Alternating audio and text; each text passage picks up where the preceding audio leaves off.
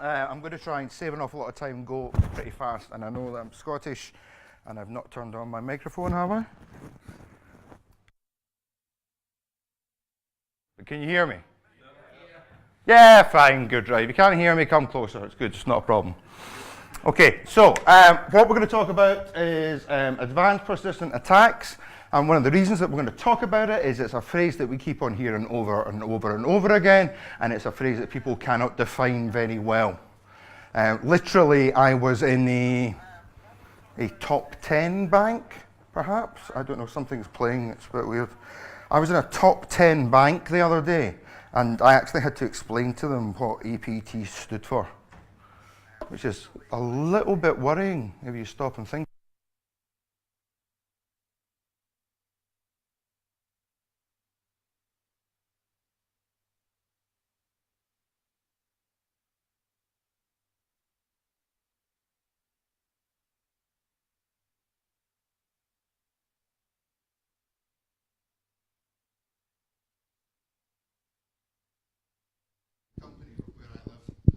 Thank you very much. Perfect. Barry, you'll appreciate that from BlackBerry. I couldn't resist it. Van Gogh. It's an anagram of Gubbin. Right, so a little bit about Van Gogh for you. It's got about 50 billion people in it. It's got large steel manufacturing works. It's got ambitions to be a very large superpower, but it's got huge agricultural second world kind of problems and things like that. And that's the Democratic Republic of Van Gogh, and that's the country that we're going to be talking about today. Right, a little bit of background to APTs. People don't ever seem to get the percentages right either. This comes from the cops, right? So I'm not just making it up or pulling it out of the air. They consider 98% to be easy or moderate. And they mean easy or moderate in a different sense than you and I mean easy or moderate. They don't mean easy by knock the door and get the guy, right? Which works sometimes, actually, believe it or not. They mean they don't have to put in a huge amount of effort to get the particular criminal or to get the crime, right? What they are really concerned about is the 2% they classify as moderate to hard. And they group them as APTs. And the three main groupings that they give them are organized crime, intelligence services, and state-sponsored espionage, industrial espionage that's done on a state-sponsored level. And that is about 2%. What they're interested in is corporate and industrial espionage, all the normal stuff that you would expect. They're interested in intellectual property. They are more and more interested in trade secrets. Small things that you can extract quickly from a network rather than to have to download the plans for an entire battleship. Isn't it much better to get the press release saying the battleship isn't going to go to sea for another month because of some sort of delay and embarrass the country that way? That's only one file to extract rather than all the plans for a battleship. So, more interested in that, they're more into financial markets and market reporting because they are beginning to hook into these high-frequency trading bots, these horrible things, so that if they can get the PDF of, you know, those announcements that are, what is that noise? There is something on Yuri's laptop that's making a noise. I'm sorry if it's a problem. I just have to deal with it. Oh. You might be telling me to shut the fuck up. Can never tell with these guys. So, yeah, look, they're more interested in this kind of stuff. They are going more and more after critical national infrastructure. I know you all know this. So I'm kind of preaching to the choir here, but pulling it all together and actually seeing it in front of you. When you think about it, if you leap from corporate and industrial espionage, intellectual property theft is the next thing, trade secrets, financial market destabilization of a country, critical national infrastructure. Do you know there's only 3 days worth of bread in the UK? 3 days. If you could stop all the bread getting to the supermarkets for 3 days, you would have riots in the streets. It's true. It's deadly true. And let's just hope that we're all such nice people that we would never do anything like that. Energy and telemetry data, they're getting more into that, right? Disruptive technology. Anything government, military, and G8, there's always been a big fan of. Biotechnology and the drugs trade. Now, do we know about Big Pharma, the drugs trade, and how much it's worth? Yes, no? Right, I'll give you the small version of it, right? When they make a drug, if one person during the drug trial dies, the drug is scrapped. So we literally could be sitting, and they've made thousands of drugs. And that's why the cost of bringing one drug to market is in the billions. Because if one person dies and they do one thing wrong in the trials, then it's out the window. We could be sitting on top of the cure for cancer. And because somebody died in a trial, we're never going to find out. So there you go. That's a rather sobering thought. Have fun. Why? Financial gain, GDP impact, competitive advantage, C&I disruption. This is a biggie. Fixing of the futures of the energy market. Notice the oil price came back up yesterday to $52 a barrel, down from a low of 24 and a high of 124. And somebody had a meeting with the Democratic Republic of Congo and asked them nicely to slow their oil down a little bit if they could, please. Yeah, all this is going on. Sectors, pretty much everything, but particularly, yeah, you're all fucked. This isn't being live streamed, is it? I want editing rights on this, man. No, in all seriousness, what we are noticing as a company, particularly leading disruptive technology, right?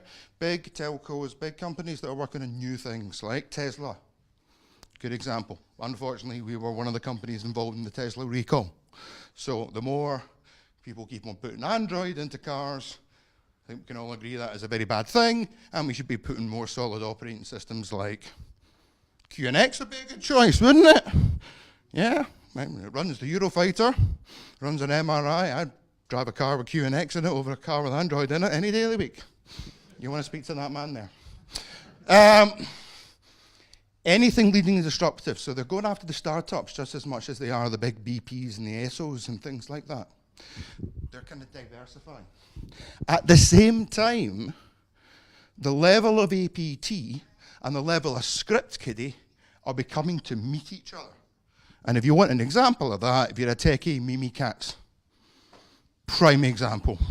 A skiddy could not do what you can do with Mimikatz 3 years ago, could they? Couldn't do it. Now it's 3 commands. What are you saying? You saying you could? Oh, we'll have a competition later on. Right, so I did say I'd try and go faster. This is the worst slide ever. This is an American fighter. Don't know which one, right? The F-14 or something. In 1998, designed by Lockheed Martin, the DoD and NASA. This is the People's Republic of Vango's version of the same plane. I am not a fighter pilot. They are the same plane. The unfortunate problem is the People's Republic of Vango couldn't get the plane off the ground because they didn't have the tooling ability that Lockheed Martin had, which made them step up the game. And the game carries on. The Vango version is given improved one. Say that again? The Vango version is given improved one as the original one. It was eventually. You're dead right. You're dead right. You did right. But initially, the first 3 runs, they couldn't get it off the ground because of the weight of the steel. They couldn't manufacture the steel to the tolerance. Which is ironic, isn't it? The Vango seems to have a lot of steel now. So we got RSA, we've got Google, we've got the Iranian centrifuges, and then really the whole point of the slide is to show you that, you know, it started off from silly, funny things like stealing people's jet designs. And now we're up to serious stuff that is across every single sector. Here's roughly the figures. Piracy, 1 to 16 billion. Drug trafficking, 600 billion. That's, interestingly, 5% of world GDP. And global cyber activity, I've made a small mistake here, because actually I should have moved the decimal point up. But as you can see, they're pretty close to each other. Global cyber activity is, it's up there with drug trafficking. It's about half of it. So that does not include digital piracy. So what's the ecosystem look like? Well, here's roughly how they do it. They have a bag man. That's his job. His job is just to spot you, to sit on LinkedIn, try and find you, to sit and look at job adverts and see if you got that job, to try and figure out what technology stack you use, try and figure out who your gran is, to try and figure out what church your mum goes to. Anything to create a dossier which will allow Team A to send a potentially successful phishing email. The bag men don't really do the initial compromise. Once Team A get in with 99.9% of the time a spear phishing email, first thing they go for is persistence, second thing they go for is recon, third thing they go for is data exfiltration. And they will be using known tools. So they will be using things out of Kali that you'd recognize. You would hope your IDS would pick them up. You'd hope. First thing they do, go for Active Directory, of course.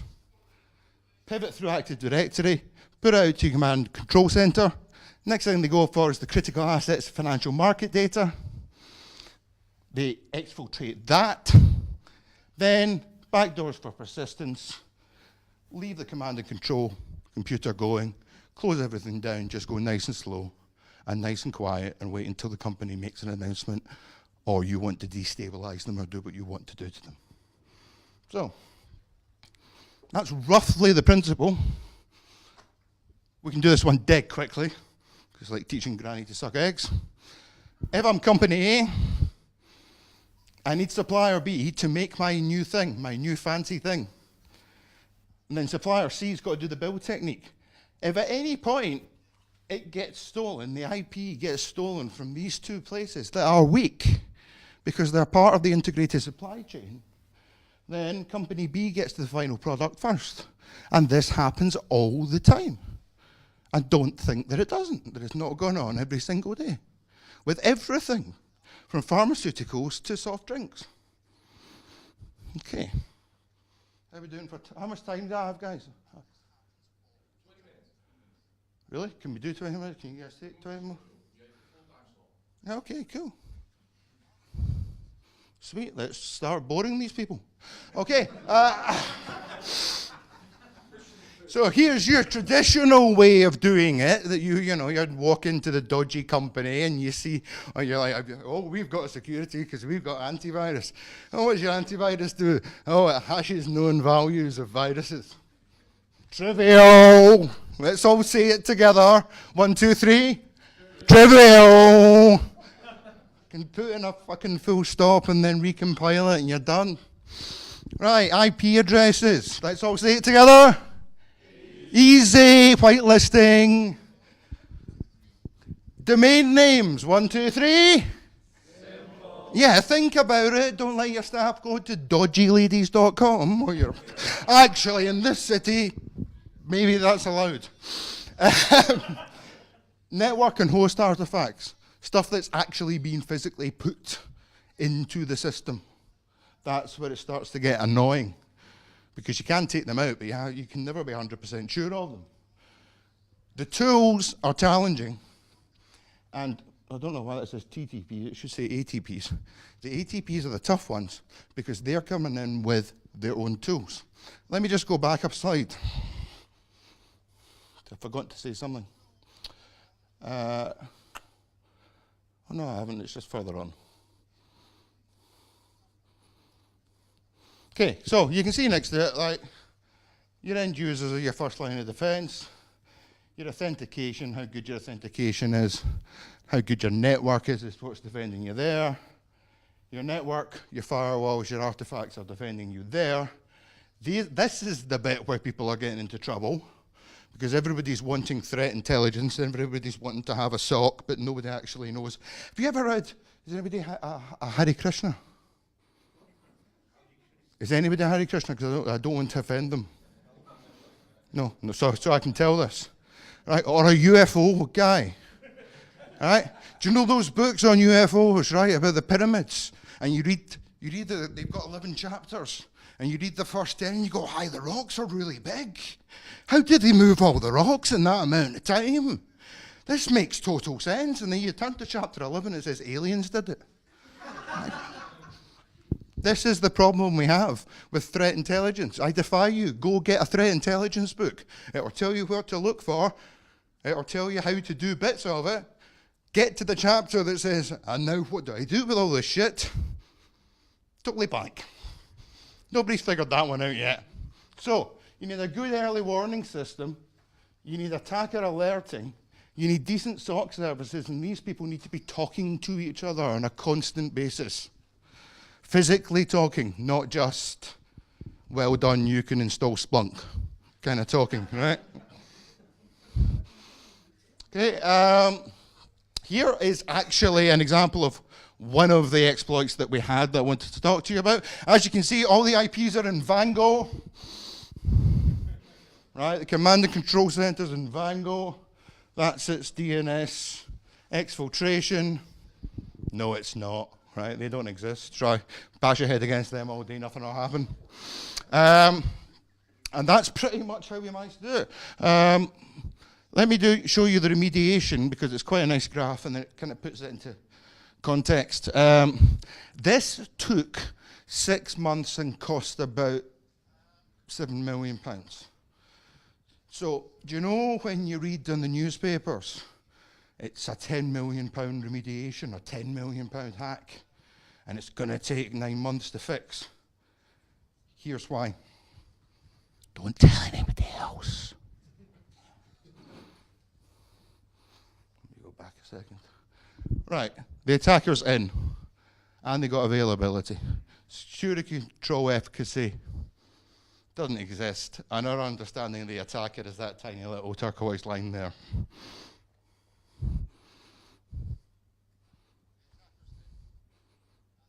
We leave them in the system. That's the bit people don't get. They're like, what? You leave them in the system? I'm like, yeah. Well, how'd you catch a bad guy? How'd you know where they live unless you can snoop about and check and see where they're doing? We leave them in the system. As we leave them in the system, we discover more about their methodologies. Sometimes they clock on at 9 o'clock in the morning and 5 o'clock at night in Vango. And they take Vango national holidays, of which there are quite a few. It's a great country. Once we've got to this point, we know what sort of controls we need. We know what we need to start thinking about doing, but we can't do it quite yet because they're in and they've got the back door. As the understanding improves, based on all the investigation and the analysis, give me a second till I can find the up button.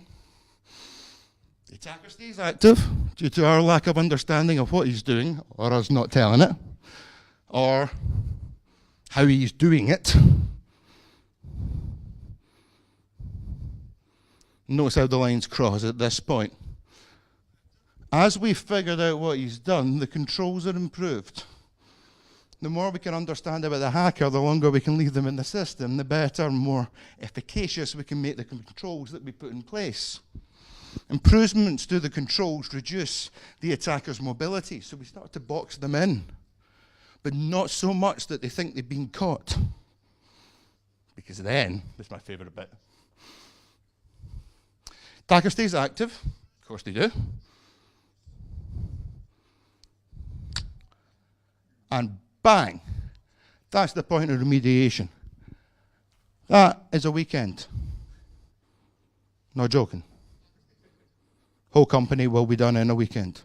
This is 6 months planning, leaving them active, gathering information about them, figuring out where they're coming from, figuring out what tools they're using, figuring out how we need to rewrite our rule sets, all that kind of stuff. and then we will kick them out over the weekend. Or one of Vango's many holidays. And boy, do they have a surprise when they come back to work on Monday. The remediation takes place quickly to prevent a change in tactics. Based on the financial impact, either the network or the server access is limited, changes to the architecture are applied. This is not rocket science to you guys. Points of network visibility must be in place, audit and logging's in place, systems patched, rebuilt, remediated. New AV signatures, you may as well have them for all the good that they do you.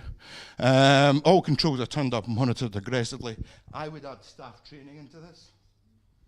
If someone's been spearfished, then it's probably time to spend a bit of money on staff training. And there we go, steady state of operations. We are up the top here, all working fine. They have been kicked out, but they are an advanced and persistent threat. So future activity is observable and we can quickly respond to them. Because the slide I was trying to find for you, and I'm almost done, so if you give me a second. I'm trying to find the Bagman slide. There you go, right. If Team A is kicked out at that point of remediation that we saw, Team B will swing into action. That's where the persistent bit comes in. Team B are the guys that are older. They are the guys that, you know, when you hear guys that write a malware in assembly, and you're like, oh my God, who writes malware in assembly? For goodness sake. You do, sir. Yes, well done. Nobody else in this room can. So, yeah, that's what Team B does. And of course, just to finish up the presentation, take you right through the end of it. But of course, the big question is, if there's an A team, and if there's a B team, what's the obvious question? Oh, come on, think about it, folks. There's an A team, there's a B team, so is there a C team? Yeah. And in the People's Democratic Republic of Vango, they're married to each other. And they're considered military assets. I'm not joking. They have a Twitter account. I can't show it to you. So that's basic remediation and basic ideas. We try and make it a bit of fun. I've not gone through the boring governance stuff and like that with you. Are there any questions? I've tried to make it as enjoyable as I can for the end of the day. Yes, sir? Right, so, make it easy, please. I'm tired. After